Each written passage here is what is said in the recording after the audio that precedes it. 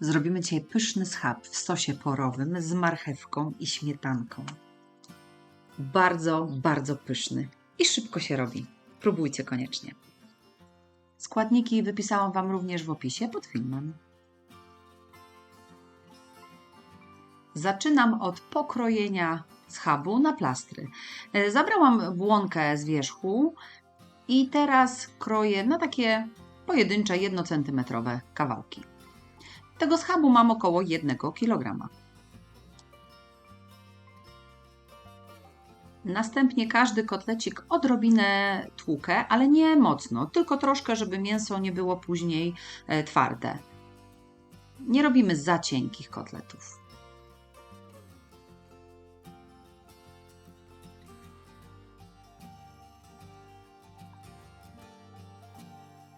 I wystarczy. I kolejne.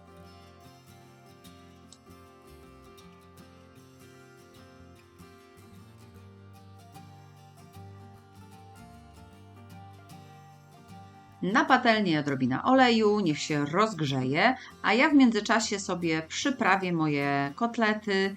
Przyprawię je solą, pieprzem, słodką mieloną papryką i granulowanym czosnkiem z obu stron.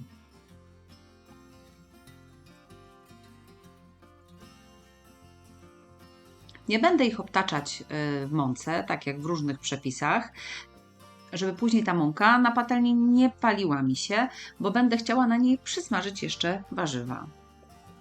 Więc same przyprawy i mięso.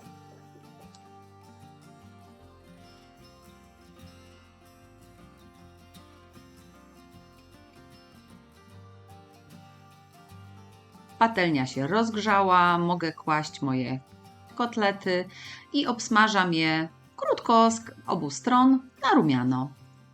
Po kolei.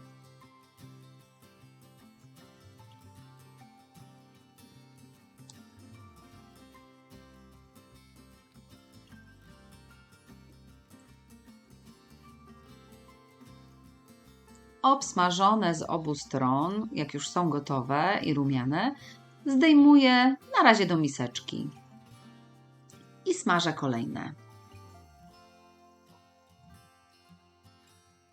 W razie potrzeby dolejcie jeszcze odrobinę oleju. Wszystkie kotlety usmażone, więc na patelni ląduje około 2 łyżek masła klarowanego. Może być również oliwa, jeśli chcecie, ale masło doda fajnego smaku. I na to masło, jak mi się rozpuści, to dorzucam pokrojone 2 pory, samą jasną białą część i jasną zieloną. Dodaję również 1 startą na tarce o grubych oczkach marchewkę.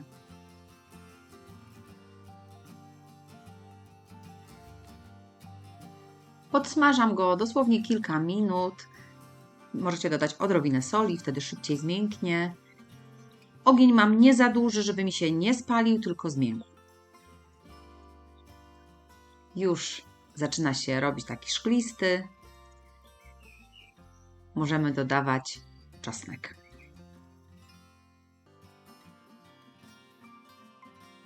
Czosnku dodaję całkiem sporo, 2-3 ząbki, czasem nawet 4, jak mamy mniejsze, ale to zależy, jak mocno czosnkowe danie lubicie. Z czosnkiem przesmażam dosłownie jeszcze kilka sekund, żeby mi zaczęło pachnieć.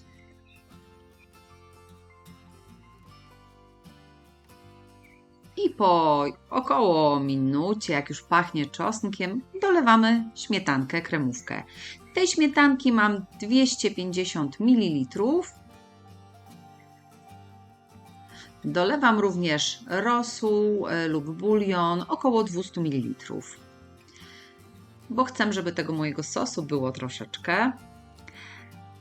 Zamieszam i układam ponownie w sosie moje mięso.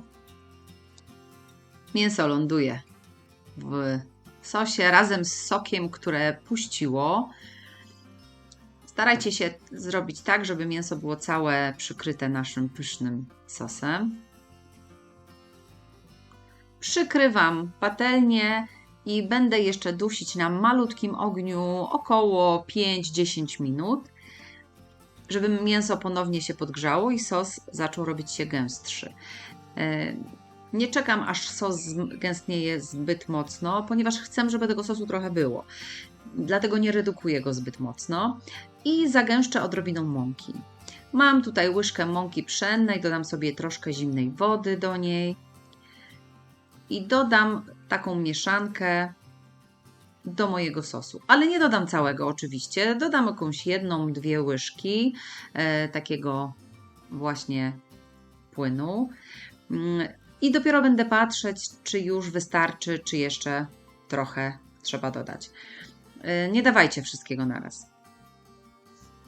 Mi wystarczyło dosłownie około 1-2 łyżki. Od razu widać, że sosik robi się bardziej kremowy. I taki właśnie chcę, żeby był. Spróbujcie jeszcze do smaku, czy nie trzeba doprawić solą czy pieprzem. Wcześniej już soliliśmy warzywa i mięso, do tego był bulion, który też był lekko słony, więc dopiero teraz doprawiam. U mnie dosłownie odrobina soli i świeżo mielony pieprz. Nasze danie jest już w zasadzie gotowe. Można podawać.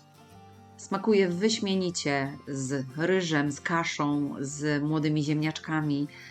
Dowolnie. Jest po prostu pyszne i sos jest naprawdę genialny. Musicie spróbować. Polecam gorąco.